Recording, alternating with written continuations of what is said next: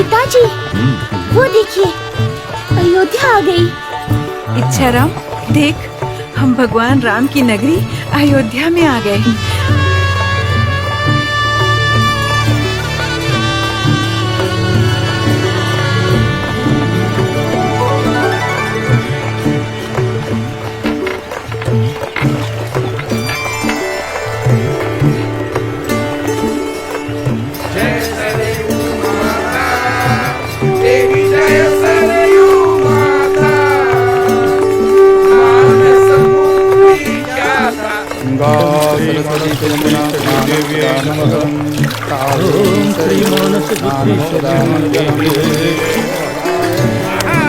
ओम श्री वरुण देवताय, ओम श्री अग्नि देवताय, ओम श्री वायु देवताय।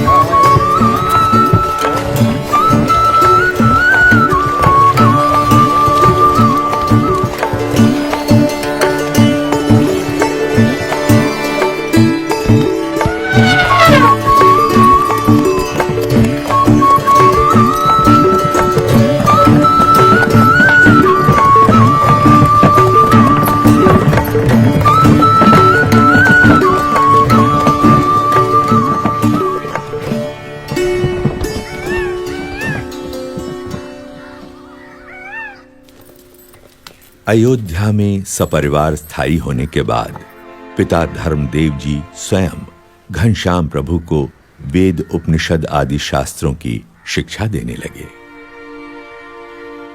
और गणित, व्याकरण आदि विषयों का अभ्यास करवाने के लिए उन्होंने पंडित हृदय राम को घनश्याम का अध्यापक नियुक्त किया। हृदय राम प्रतिदिन घर आकर घनश्याम को पढ़ाने लगे। घनश्याम की तीव्र मेधा एवं विलक्षण बुद्धि से अध्यापक हृदय राम हमेशा प्रभावित होते रहते थे। अभ्यास के दौरान कभी-कभी तो यह समझना भी मुश्किल हो जाता था कि अध्यापक कौन है और विद्यार्थी कौन है, कौन पढ़ रहा है और कौन पढ़ा रहा है। समय के साथ-साथ घनश्याम ने वेद, उपनिषद आदि सभी शास्त्रों में निपुणता प्राप्त कर ली।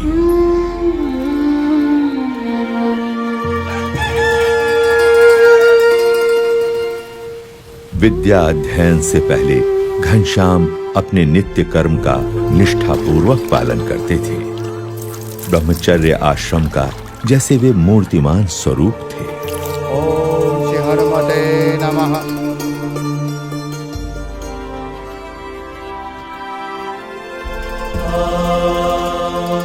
सभी को प्रतीत हो रहा था कि घनश्याम की सोच समझ और परिपक्वता बड़े बड़ों से भी बड़ी थी।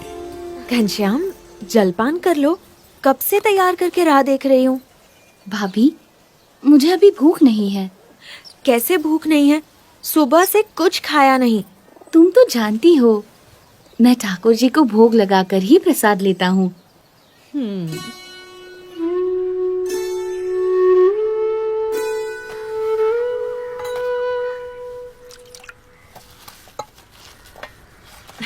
ये लो।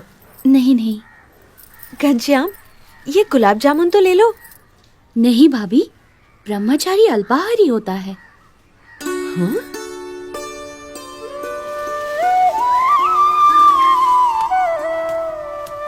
ये क्या घनश्याम, जब विश्राम करने के लिए चारपाई है तो जमीन पर क्यों लेटे हो? पिताजी, ब्रह्मचर्य आश्रम त्याग का आश्रम है। इस आश्रम में शरीर संयमित रखना चाहिए। ये भी तप है। इतनी बाल्यावस्था में इतने उच्च विचार, कितना असाधारण है यह बालक।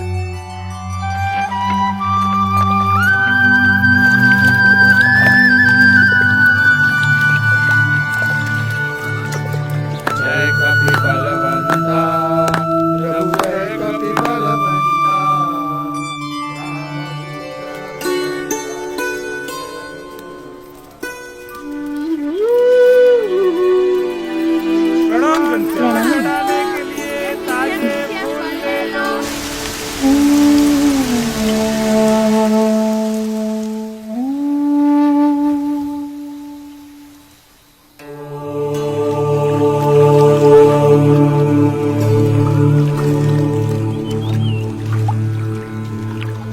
हर एक सूर्योदय के साथ घनश्याम का कोई नया ही चरित्र अयोध्या की धरती पर साकार होता था। अयोध्यावासी भी दिन प्रतिदिन घनश्याम के दिव्य चरित्रों को देखने के लिए उत्सुक रहते थे।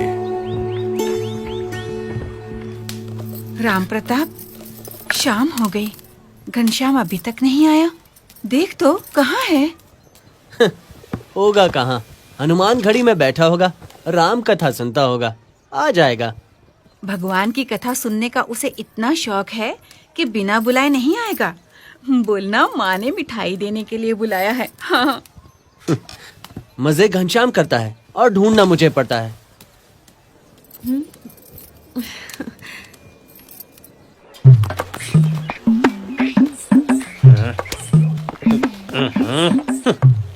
अरे राम प्रताप भैया, ऐसा कड़वा मुंह लिए कहाँ चले जा रहे हो?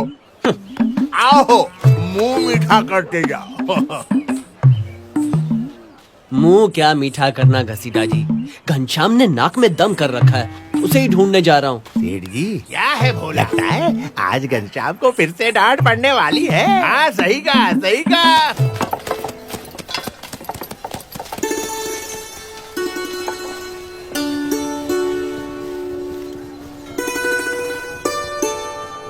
उन्होंने कहा, हे जानकी मैया, मैं श्री राम जी का दूत हूँ। तो हनुमान जी ने अशोक वाटिका में जब सीता माता जी को राम जी का संदेश दे दिया, तब उनकी नजर पेड़ों पर गई जहाँ मीठे मीठे फल लगे थे। हनुमान जी के मुंह में पानी भर आया। वे सीता माता से बोले, माते, अगर आपकी अनुमति हो तो क्या मैं पेड़ों पर से ये मीठे फल ग्रहण कर सकता हूँ? घनश्याम, घर चलो, माँ ने बुलाया है। दाऊ, तुम दूसरे मंदिरों में दर्शन करके आओ, तब तक ये कथा पूरी हो जाएगी, तब चलूंगा। लेकिन माँ ने तुरंत आने को कहा है। मेरे प्यारे भैया, बस ये कथा पूरी सुन लेने दो। पक्का? हाँ हाँ पक्का। फल खाते खाते पेड़ों को तोड़ने भी लगे। किंतु यशोदा मैया ने अपनी आंखों से इसको देख भी लिया है, इसलिए यशोदा मैया आज उसे दंड देने के लिए कुछ भी कर सकती हैं। जब कृष्ण भगवान को उनकी माता यशोदा ने ओखली से बांध दिया, तो उनके बाल सखा चिंतित हो गए। सोचने लगे कि अब क्या किया जाए। सब बाल सखा जोर जोर से रोने लगे। घनश्याम तो वहाँ था, अब यहाँ कैसे आ गया? अरे, हम ये घनश्याम यहाँ अभी अभी आया है? नहीं भैया, ये तो तब से बैठा है जब से कथा शुरू हुई है। घनश्याम घर चल, माँ ने बुलाया है। दाऊ, ये कथा तो बस पूरी होने ही वाली है, फिर तुम्हारे साथ चलता हूँ। तब तक तुम एक आध और मंदिर के दर्शन का लाभ ले लो। जानता हूँ तू मानेगा नहीं, मगर कह देता हूँ, तेरा और कोई बहाना नहीं सुनूंगा। ये कथा पूरी होने के बाद तुझे चलना ही पड़ेगा, समझा? पक्का। आज मैं कन्हैया को नहीं छोड़ूंगी। सब गोप बालक रोते रोते गोपियों के पास पहुंचे। वहाँ भी और यहाँ भी। अब कहीं कोप भवन में? नहीं नहीं नहीं। बजरंग बली की जय हो, पवन पुत्र हनुमान की जय हो,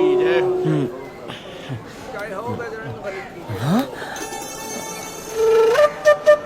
अरे पुजारी जी, ये घनश्याम यहाँ कब आया?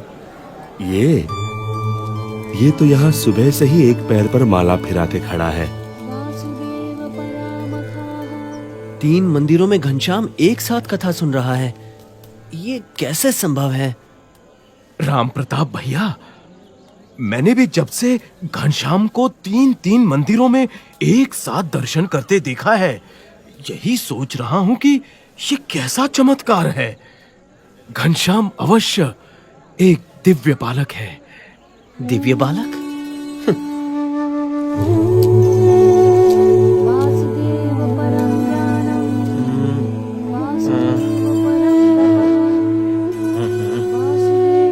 ये कैसे हो सकता है? क्या सच में?